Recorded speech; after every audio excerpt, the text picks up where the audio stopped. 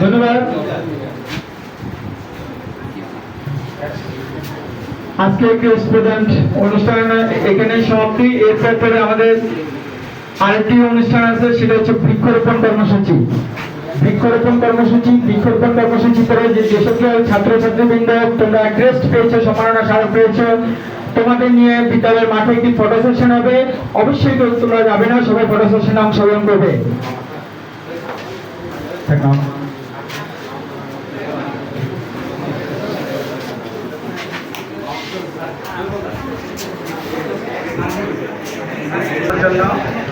আমাদের তারুণ্যের আলোর পক্ষ থেকে মামুনুর রশিদ চৌধুরীকে এখন ক্রেস্ট প্রদান করবেন।